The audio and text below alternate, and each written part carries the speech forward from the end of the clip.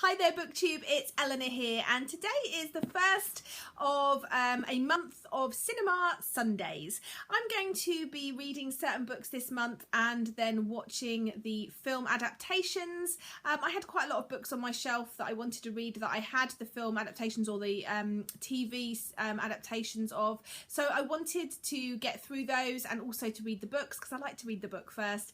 So this is going to be the first one, and I've chosen this week Paper Towns. I read Paper Towns as part of a readathon this week, so I'm going to first talk about my thoughts on the book. I'm then going to talk about my thoughts on the film in relation to the book. So I hope that makes sense. So first let's talk a bit about the book.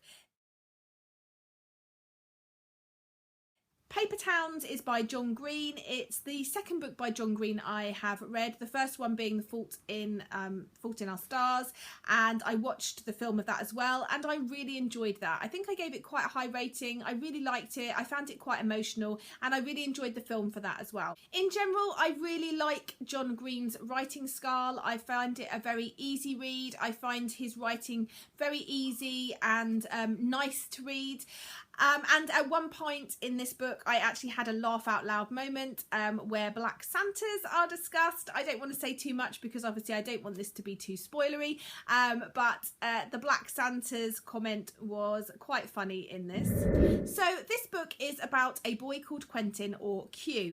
He's a really good, well-rounded boy. He's just in his last few weeks of school before he heads off to college. He's got a really stable home life. His parents are shrinks, and he's just got a really stable relationship with them and some good friends. However, he is in love with his neighbour Margot, who is the same age as him, and he has known since they were about 9 when they were friends, but they have grown apart, and Margot is part of a popular group. She's a little bit out there. She's daring and adventurous and entirely nothing like Q.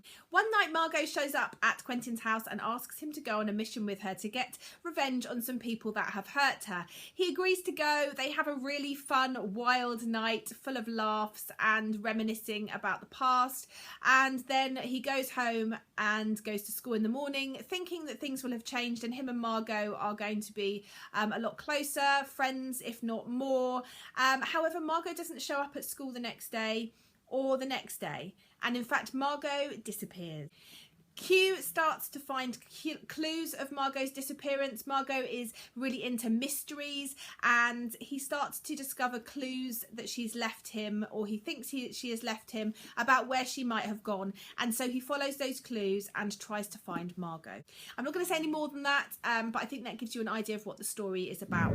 I really liked the mystery element. I liked the idea of having to find these clues and trying to find Margot, but unfortunately I found the characters in this a little bit flat, and I really didn't like Margot. I didn't like the way that she was and how she was very selfish, and so I think that is why it wasn't a better book read for me.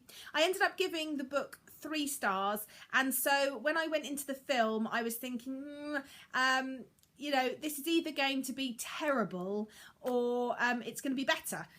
So let's talk a bit about the film.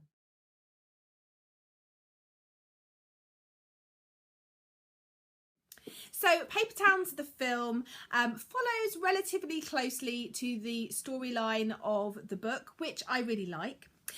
One thing I really liked about this is that the actors that they'd picked to play the school students generally looked like school students. Something that is a little bit of a niggle for me is watching teen and films set in high school where you've got sort of 25 to 30-year-old starlets playing the role of a 17-18-year-old, and it just doesn't seem very realistic.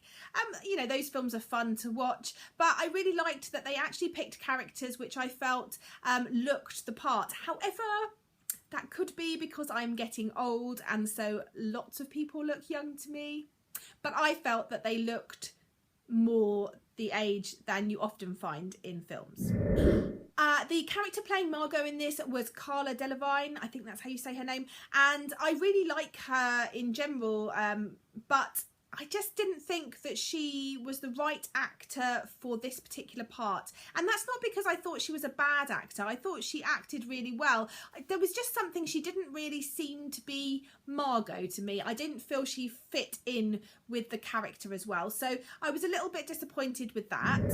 However, I did really enjoy the film more than the book. I think a visualization of the book helped my enjoyment more of this, and I think also in the book I felt that the middle part of the book dragged a little bit. The bit where they were sort of discovering the clues at some points could feel a bit slow, and I think in the film they speeded that up and it helped the book to flow, well, the film to flow better and the story to flow better, and I really liked how that had been done, and seeing it visually really helped it to sort of come to life a bit more for me. The thing I like the most about the book and the film is the exploration of friendship. The friendship between the boys in this story I think is great. I really like that aspect of it, and I really enjoyed watching that part of it.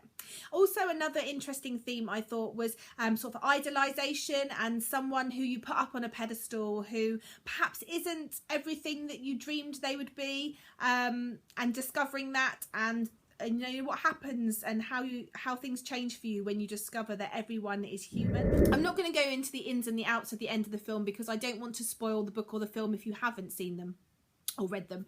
But the film had changed the ending of the book slightly, and I really preferred the film choice ending. So that being said, obviously I gave the book 3 stars, and if I was going to rate the film out of 5 stars as well, I would give the film 4 stars because I definitely felt that it was better than the book. But I'm interested, have you read this book and watched the film? What are your thoughts on this? I'll be interested to hear. Let's chat in the comments, and I look forward to doing another one of these for you next week. Bye for now, BookTube.